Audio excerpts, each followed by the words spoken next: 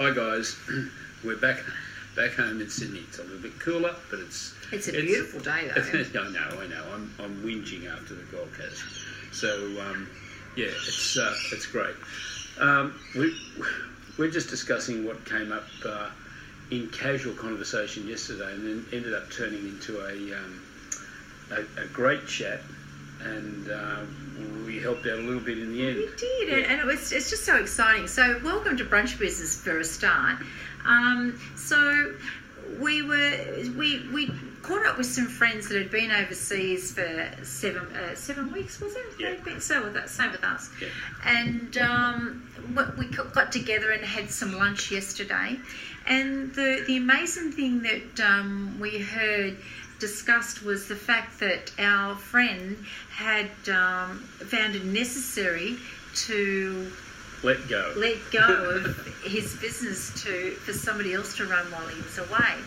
And we often talk about that with our clients, don't we? And you always say... Well, we've had several who have actually been clients that have been assisting with the same thing, but we'll stay with...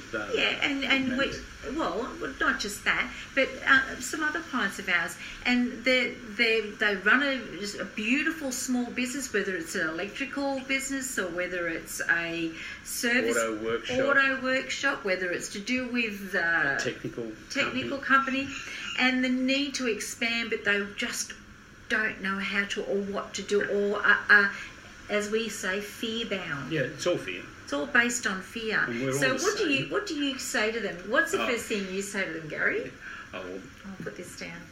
Yeah, well, one of the main things I've said, because what people aren't recognising is that they need to put somebody else in the business so that that's not what you say. You say you need to build another floor. I say put another floor on top of your building. And I get the weirdest looks, and they just say, "What are you talking about? I can't do that." And I don't own the building, I lease it, whatever else. And I say, "Well, you've got to put another floor on. You need another floor. You need to raise yourself above where you are at the moment. You've got to lift yourself up another level, and be able to work on the business." So it's a metaphor. It's a metaphor. It's getting back to the fact of the on and in statement. The two biggest words in business. Are you going to work in your business or are you going to work on it? And exactly. That way to get the person to elevate above. But it's really crucial to do that.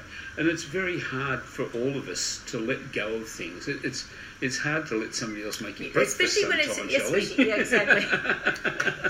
Especially when it's your baby. I mean, I know how I feel about what we do, and when we deliver training, I know I'm going to have to employ some Sometimes trainers. She even lets me be involved. Do I? Anyway, go on. Yeah, but I know we're expanding, so we're going to have to train some people to actually deliver my content, and boy oh boy, it's really my baby. So I think the important thing, the message that we want to convey to all of you out there is...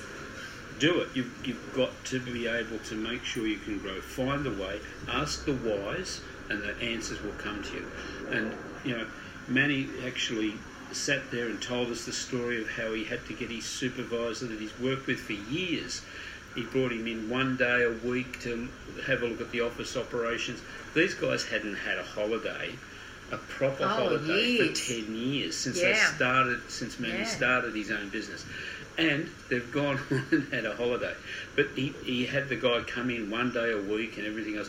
And he was confident the guy, with his knowledge of the customer base and everything else and the contractors that they utilised, could do it. He was over the moon, wasn't he? He was really chuffed that he could go away, and he came back and all the money was coming in and his business was still going. In fact, it looks like it's going to grow. And I just think that's so important. But he still had the fear. He went away and he said he was confident for 2 days. And they got to Athens, and he's contacted his man in the office, and everything was under control. The guy rang him up 2 days later and said, "I'm doing my head in." But Manny got over it and helped the guy through over the phone.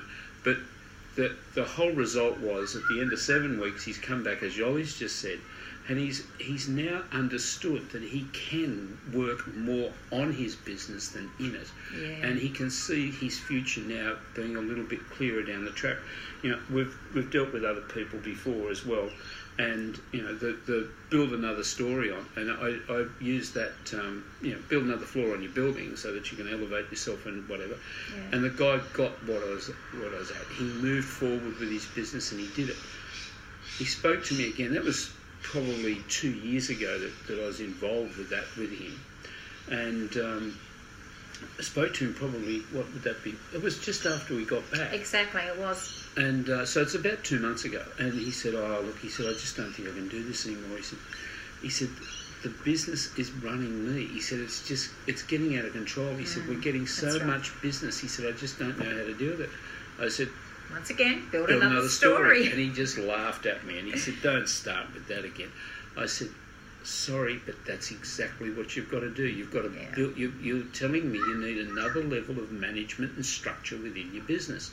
I said, and that's what growth is about. I said, it's scary, it's hard. I said, but with your reputation and what you're doing, you can afford to do it. But that's the thing. I think it's a case of letting go, learning to let go, and trusting the people that you work with. If you don't trust them, why have them working for you? That's right. And always have an exit plan. Always have an exit plan.